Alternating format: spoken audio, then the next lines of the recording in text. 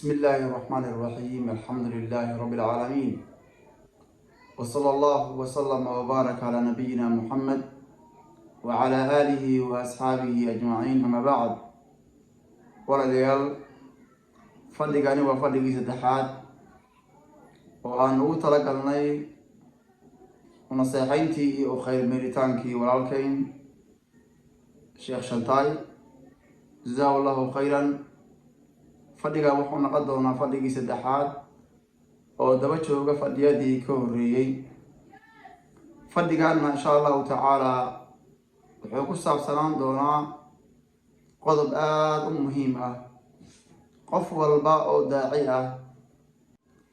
oo raba diintan inuu gaarsiiyo caalamka oo dhan iyo ummadda muslimiinta iyo kuwa aan muslimiinta ahaynba, qodob aada u muhiim ah oo dacwadiisana ay aada ugu muhiim tahay ayaan insha allahu tacaala ku qaada dhigi doonaa. qodobkaasu insha allahu tacaala wuxuu noqon doonaa daaciga maxaa looga baahan yahay inuu ku tilmaamnaado amba oo ku sifaysnaado. waxyaabaha looga baahan yahay aada u fara badan yihin. waxaase ka mid ah uguna muhiimsan oo kuwa ugu muhiimsan ka mid ah alrifqu walliin. alrifqu walliin yacni rifqiga, dabacsanaanta iyo jilcanaanta iyo garabka oo loo raariciyo dadka muslimiinta ah iyo kuwa dacwada loo sheegayo waa qodob aada u muhiim ah wey. waana qodob keeni kara dacwadda aada wadahay inay fusho. waa qodob keeni karaay waxa weeyaan dacwadaadii inay gaarto daafaha dunida oo dhan. rifqiga iyo liinka iyo jilicsanaanta dadka ducaadda ah ee culummada ah ayaa looga baahan yahay dacwadooda inay ka muuqato. allah subxaanahu wa tacaala qur-aankiisa aayaad fara badan ayuu ugu hadlay. nabiga calayhi salaatu wasalaam sunnadiisana aada iyo aad ayuu nabiga uga hadlay calayhi salaatu wasalaam. isagoo nabigu waa ku tilmaamnaa dadka uu diraayo ducaadda ahna wuxuu kula dardaarmay alrifqu walliin, inay ummadda u jilcanaadaan, ay ummadda u dabacsanaadaan, oo ummadda ay sabab ugu noqdaan in diinta ay wada qaataan, oo ayna naqan dad diinta ka cayrinaya kuwa kale. tusaalooyin insha allahu tacaala dhowr ahna waynu soo gudbi doonaa haddii ilaahay yidhaahdo subxaanahu wa tacaala. rifqiga iyo liinka walaalayaal diintan waa laga marmaan. qofka dacwada loo sheegayo xataa hadduu doono ha ahaado mid kibir badan oo gaalnimo badan oo fisqigiisu ummadda oo dhan ay og tahay, hadday doonto ha ahaatee waxaa laga marmaan ah marka dacwada diin loo sheegaayo, qofka dacwada diinta sheegaayo inay ka muuqato alrifqu walliin, dabacsanaan iyo jilcanaan. arrinkaa waxaa ku tusinaya ilaahay subxaanahu wa tacaala markii uu diraya nabiyullaahi muusa calayhi salaatu wasalaam iyo walaalkii haaruun ee loo diraayo dadka adduunka soo maray kii ugu kibirka badnaa oo ugu anshaxa daraa oo ugu akhlaaqda xumaa, markii loo diraayo fircoon, allah caza wajalla in nabiyullaahi muusa iyo haaruun ninkaa fircoon ah ay kula dhaqmaan jilicsanaan iyo rifqi iyo liin si diinta ilaahay u soo galo. allah wuxuu dhahay subxaanahu wa tacaala idhabaa ilaa fircawna inahu daga faquulaa lahu qawlan layinan lacallahu yatadakaru aw yakhsha. orda baxa aada ilaa fircawna, fircoon xaggiisa aada. maxaa yeelay fircoon inahu daga, mid xad gudbay oo xadka tillaabay weeye. markaad u tagtaan fircoonna faquulaa lahu qawlan layinan, waxaad ku tiraahdaan hadal dabacsan oo jilcan ku dhaha. waxaa laga yaabaa in fircoon xaqa oo qaato oo ilaahay ka baqa baa laga yaabaaye yacni sidaa sameey. faquulaa lahu qawlan layinan, hadal jilicsan oo dabacsan ku dhaha. cidda lagu dhahayaa waa fircoon, waa midkii sheegtay ilaahnimo wey, waa midkii yidhi ana rabbukum alaclaa maa calimtu lakum min ilaahina gayri kii yidhi wey. ayuu allah wuxuu ku leeyahay orda aada. markaad u tagtaanna waxaad ku tidhaahdaan qawlan layinan, hadal jilicsan oo dabacsan ku dhaha. inuu waansamo oo waana qaato oo diinta ilaahay soo aado oo diinta ilaahay soo galo ayaa laga yaabaayo u jilcanaado oo hadalka u dabciyo u jilcanaado. aayadda u fiirso qof walba oo daaciya waa in aayadan uu ishor dhigaa labada nabiyullaahi muusa calayhi salaatu wasalaam iyo haaruun waxaa loo dirayaa boqor aada u kibir badan ciidanka oo weesanaya aada u tiro badan yihiin waxaa lagu yidhi markii aad u tagtaan waxaad ku tidhaahdaan qowlan layinan hadal jilicsan ku dhah hadal jilicsan ku dhaha allah subxaanahu wa tacaala isagoo tilmaamaya nabiyullaahi maxamed calayhi salaatu wasalaam wuxuu ku dhahay fabimaa raxmatin min allahi linta lahum walow kunta fadan galiida alqalbi lanfaduu min xawlika naxariis ilaahay xaggii ka ahaatay ayaad nabiyullaahi maxamedow ku jilcanaatay ood ku dabacsanaatay fabimaa raxmatin min allahi linta lahum walow kunta fadan galiida alqalbi haddaad ahaa lahayd nabiyullaahi maxamedow mid adag oo dabeecad khallafsan oo qalbigiisu uu adag yahay haddaad ahaan lahayd hareerahaaga way tegi lahaayeen lanfaduu min xawlika hareerahaaga way ka yaaci lahaayeen way kaa tegi lahaayeen waxa weeye inay kugu ag xoomaan oy agtaada dhoobnaadaan oy adeeg kula joogaan waxaa sababay jilicsanaanta iyo naxariista ilaahay xaggii ka ahaatay aad ku jilicsanaatay jilaacaas wuxuu sababay in saxaabadu agtaada ay dhoobnaadaan oy adeeg kula joogaan oy hareerahaaga marnaba aan laga waayin waxaa sababtay jilicsanaantaas aad jilcantaas sababtay ufris qofka markuu daaci yahay oo jilaac iyo naxariis iyo hadal dabacsan yacni ay ka muuqatahay diintaan waxa weeyaan way faafaysaa wey war adigu ma tihid qof qaaliya oo maxkamad fadhiya oo shawko wata ma tihid waxaa tahay maskiin waxaa tahay daaci waxaa tahay qof raba diintaan inuu faafiyo waxaa tahay qof raba diintaan in lasoo wada galo oo aan qofna aysan ka marnaanin oo qof walba diintaan ay qaadato ayaad rabtaa adigu maadaama qasadkaaga uu sidaa yahay oo aad doonayso diintan in ummadda oo dhanba ay soo wada islaamaan oy xaqa ay soo qaataan maxaa lagaga baahan marka waxaa lagaga baahan yahay sida ambiyada ilaahay ahaa jireen sida allah subxaanahu wa tacaala uu ku taliyey faquulaa lahu qowlan fabimaa raxmatin min allahi linta lahum ufris jiraac baa lagaa doonayaa wey alrifqu walliin baa lagaa rabaa wey ufris allah subxaanahu wa tacaala nabiyullaahi maxamed wuxuu ku amray dadka mu'miniinta ah inuu u dabacsanaado oo u jilcanaado waqfid janaaxaka lilmu'miniina nabi maxamedow garabkaaga u dabci oo u jilcanaaw dadka mu'miniinta ah ufris dadka mu'miniinta ah ee islaamka soo galay ee iimaanka laga helay waxa weeyaan waxaa laga doonayaa markii xaq aad gudanayso oo xaq aad sheegayso jilaacaas laga rabo waqfid janaaxaka lilmu'miniin dadka mu'miniinta garabkaaga u jilcanaaw mu'miniinta u jilcanaaw ufris jilaaca lagama maarmo nabiyullaahi maxamed calayhi salaatu wasalaam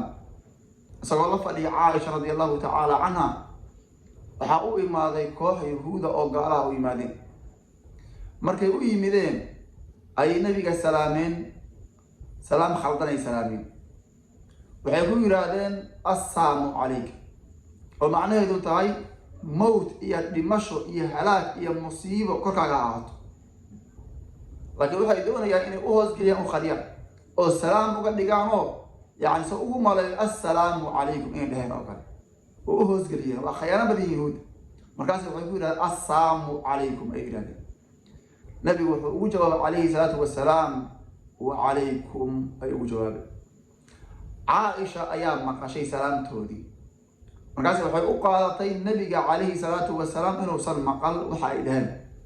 markaasay afalagaadaysay oo ay caysay oo ay ku tiri wa calaykum assaamu wa lacnatullaahi korkiina mowt iyo halaag iyo dhibaato ha ahaatay musiibo iyo halaag korkiina ha ahaato lacnada ilahay korkiina ha ahaato ilmihii doofaaradu korkiina ha ahaato musiibo iyo halaag bay ku tiri markaasuu nabiga calayhi salaatu wasalaam caaisha wuxuu ku dhahay caaishoy dhimri caaishow rifqiga iyo dhimrinta iyo naxariista ha ka tegin dhimri caaisha ayaa lagu yidhi markaasay waxay ku tiri caaisha nabi maxamedu ma waadan maqlin waxa ay kugu dhahaan ay kugu salaameen ma waadan maqlin markaasuu nabigu wuxuu dhahay ma waadan maqlin caaishoy waxaan ugu jawaab anigu aygu assalaamu calaykum sooma dhihin ha أنا بوح عن قداي وعليكم هذا هوارك ودينا كركينا هذا هذا دعاك ودينا لكركينا هاتو أفرس وعليكم وجوابه وعلم يهود وقال هذا نبي عليه الصلاة والسلام دمرنت إن حريص يرحمد كما تقال نبي وحول الله عليه الصلاة والسلام كما أخرجه مسلم من حديث عائشة رضي الله تعالى عنها إن الرفق لا يكون في شيء إلا زانه رفقك يدمرنت ينحريست شيء أحدث ما هاتو إلا هذي هاتو شيء سواق الحنادا وهو الباء دمرن ينحريس لقد دراهي شيء سواق الحنانا يوي ولا ينزع من شيء إلا شأنه دمرنت ينحريست شيء لقمسيبه إلا دي لقسيبه شيء سواق فوق الماضى شيء فلدرا أو قادرا أيضا نقضاوي محايا لي دمرنت يا كمان marka dhimrintu wax walba way qurxanaysaa shay walba oo dhimrin lagu daray shaygaas waa qurxanaanaya shay walba oo dhimrinta laga siibana shaygaas waa fal xumaanaya shaygaas waa fal xumaanaya marka sheekh Shantaay jazakallahu khayran waxaad noo sheegtay in baraha bulshada aad u soo gashay in ummadda xaqa aad u bayaanido oo xaqa u cadayso waa fiican tahay waa shay muhiim ah waa shay loo baahan yahay وشيء للرواهي إن لو استاغو ضدك الدعاء أنا كو واجبا إن يقتان أرنجاز وشيء فعلا لكن محال الرواهي هذا تمرنت إلى حريستا إن أدعواته دعوة دان ضدك الدعاء يديك كاقو الرئي هذا الله ضوض أن إيستا مهم وحيوان يقول تاليان يتلوين كأي بحيان إن أنا قالت هاي ومهم وقال اسكو دين أو جاب كاقا أديك على كسر علماء waxay ku taliyeen raga gaar ahaan culimada casriga ugu waaweynaa waxay ku taliyeen casrigan in dhimrinta iyo naxariista dacwada lagu wado ragi ugu waaweynaa waxa kamid ahaa oo taqaana al-Imam Ibn al-Baz alayhi rahmatullah al-Imam Ibn al-Baz alayhi rahmatullah wuxuu leeyahay hada al-asr asr ar-rifq was-sabr wal-hikma وليس عصر الشدة عصريان هي حليان وعصري هي حل الرفق والصبر للرودات الوجود ضلقات هي الامرين هي النحاريس ووقت لدونا إن دعوة إذن تلوذوين هي حكمة وليس عصر الشدة وقت ما رضيها قد عليك وقت عليك معها وقت كان ووقت يعني الامرينتا هي نحاريستا هي حكمة هي الصبركة هي جلسان تلدوناي إن دينت إلهي لوذويان صابتم حيثا وحوضها الناس أكثرهم في جهل ضدكوا حيكو سوين بدن كوضة جهل بيكو سوين في غفلة إيثار للدنيا حيكو سوين غفلة هي موغان هي هرمرين يعني الدنيا دي هرمرين هايان هي كهرمركا يعني الدنيا دي هرمرين أو هرمرين هايان أو الآخرة كهر مريها أيام أي كسويين وأنا تمام قد السوشيال ميديا استعمالها وحول ليس مينا أيام سيكون هلان هنجري سيكون هنجري كهلان أي وحول بصمينا أيام والإسقاؤنا لبعض على سمينا فساد فسقر أفضل حمنا أفضل عيا أفضل جنحنا وحاس أو طن أو لبعض محل سمينا أيام وحال سمينا يا سي العقل الله لك لي الشيخ المحولي الناس أكثرهم في جهل في غفلة إيثار للدنيا ضدك بدن كودو يقول سوين جهل بيقول سوين وحيقول يقول سوين يعني غفلة إيه موغان دين إلهي أي موغين إيه هرمرين الدنيا إيه هرمري هايان أي آخرك هرمري هايان أي يقول سوين فلا بد من الصبر فلا بد من الصبر وحالك مرمانا صبر يدلقات إن الله هذا أي لك مرمان ولا بد من الرفق وحقول لك مرمانا الرفق واللين أي لك مرمانا جلسان هذا كله جلعيه قرب كله دبعيه ولا مرمان حتى تصل الدعوة حتى تصل الدعوة فلا بد من الصبر ولا بد من الرفق حتى تصل الدعوة وحالك مرمانا صبر يدلقات وحقول لك مرمانا تمرين إيا رفقين ومدي إن القوة ودعودي لو قلتو ودعودي لو قاسيو أي على مرمان إلى يقرمه حتى تصل الدعوة إلى دعوة أي قالت سيدا إن القوة أيام مهمة أوي وعن طريق رسولك عليه الصلاة والسلام تسألوهن أفر بدن أيام النبي قال قصه وريه عليه الصلاة والسلام وحكم إذا ننكي كوكا هذه مسايدك رسولك عليه الصلاة والسلام ننبا صوغلي مسايدك رسولك أو فرديه أيام صوغلي مركاسو مسايدك دحديسا كادلا فديست صحابة النبي قال جوجتي رضي الله تعالى عنهم waxay isdamcaan u soo kala carareen ninka inay bazajriyaan ay garaacaan ay dhibaateeyaan ay soo kala carareen nabi wuxuu ku dhahaa calayhi salaatu wasalaam u kaaj siida ay ninka faraha ka qaad hadda meesto hawshiisi baa lagu yiri ninka hawshiisa uu dhameestay onka hawshiisa ninka dhameestay nabigu wuxuu amray calayhi salaatu wasalaam wadaan biyaha ayuu amray wadaantii biyaha ayaa la keenay meeshii ayaa lagu daahiriyo lagu shubay kadib waxaa loo sheegay halkaa waa meel masaajid ah looguma talagelin in lagu xaajo guto meelaha lagu xaajo gutahay meelaha banaanada ah weeye halkaa la taqarab baa lagu yiri dhimrin naxariista rifqinta ka muuqata nabiga calayhi salaatu wasalaam tusaale kale nabiga ayaanan u yimid markaasuu wuxuu ku yiri nabi maxamedow waxaan doonayaa in zinada lay fasaxo inaan zinaysto oo zinada lay fasaxo ayaa doonaya nabiga ma uusan dhihin ma aniga waxaas iga hor sheegay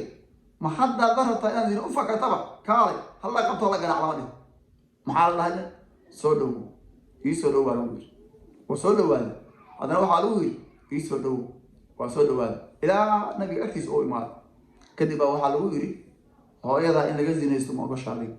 مراسوير ما يراسوك إلهي حوالي رضا كورا سوير مايا ولا شا كورا مايا قف كستويل كيس الله شبه بقوله مايا markaasuu nabigu wuxuu ku dhahaa calayhi salaatu wasalaam gabadha aad rabto inaad ka sinaysa tahay qof bay hooyo u tahay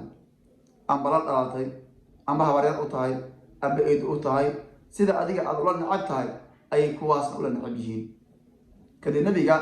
calayhi salaatu wasalaam wiilkeedu gacanta saaray oo u duceeyey ilaahay subxaana wa tacaala waxaas inuu reed mariyo ducadaas ilaahay waa u ajiibay subxaanahu wa tacaala dhimrinta rifqiga ka muuqda nabiga calayhi salaatu wasalaam tusaale saddexaad mucaawiya ibnu xakam assulami ayaa wuxuu dhahay waxaan la dukaday nabiga calayhi salaatu wasalaam annagoo salaadii ku dhex jirna ayaa nin hindhisay markuu nin hindhisay ayuu alxamdulilah yiri markuu alxamdulilah yiri ayaan u jawaabo waxaan ku dhahay yarxamuka allah ayaan ku dhahay markaasuu wuxuu dhahay dadkii ayaa isoo fiirsheen markii dadka isoo fiirsheen oo aan arkay inay soo fiirinayo ayaa waxaan dhow dhahay maxaad iga soo fiirinaysaan hooyadii idin weyse maxaa la isoo eegayaa salaad baa lagu jiraa ogow markaas dadku waxay guda galeen inay aamusiyaan oo ay dhabanadooda yacni cajaradooda inay garaacaan oo ay aamusiyaan ayay guda galeen waxaan dareemay inaan lay aamusinaayo oo aan khatar iyo qada galay buu yiri kadib salaada ayaa dhameeyey nabiga calayhi salaatu wasalaam wuxuu yiri ma arag nabiga calayhi salaatu wasalaam imuusan canaanan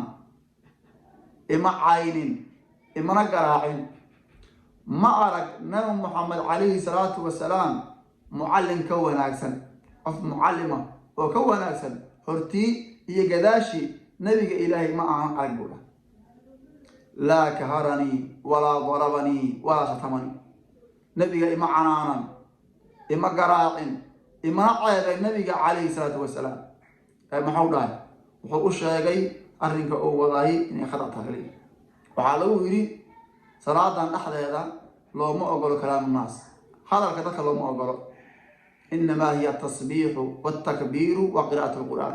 tasbiix iyo takbiir iyo qiraa'atu lqur'aan kaliya ayaa salaada loo ogolyahay wax kale oo ka baxsan intaa looma ogolo kalaamu naas looma ogolo baa lagu yiri ofers عالدبرنتا إيه رحمة إن حديث النبي عليه الصلاة والسلام مركز النبي محل نوصل نبي محل نوصل وديشة وناسا لقد كان لكم في رسول الله أسوة حسنة وفي قراءة أسوة حسنة نبي وحائدك وصل كديشة وناسا مركز كديشة أصل النبي عليه الصلاة والسلام ضدك أوهر رأيو أو لدوناي النبي أي كدي صدام أو تلمامها أصل النبي أي كقاطياو ودعاء ذلك الدعاء دونا ذلك دينك إني كارسيان ويحق بيانيان وذلك الدعوة ويران ذلك دونا أي أوه الرأي إني قاطع أرجاس مركا وأوانو إن شاء الله تعالى نفتي يجوه الرئيس يوالله كره قيفية الماطية إن الله أنت قاطع يجوه الرئيس ويه دمرنتا عصر قاعدين جوناي وعصر دمرناوي هذا العصر عصر الرفق واللين وقت قاعدين تاجناي ووقت لدونا جلع سلام هي الصبر إن دينك إلهي حكمة القوة ذوي إن شاء الله تعالى الله نانونيو كوا صابته ومدة كسوة المثنى الله نقدره والسلام عليكم ورحمة الله وبركاته.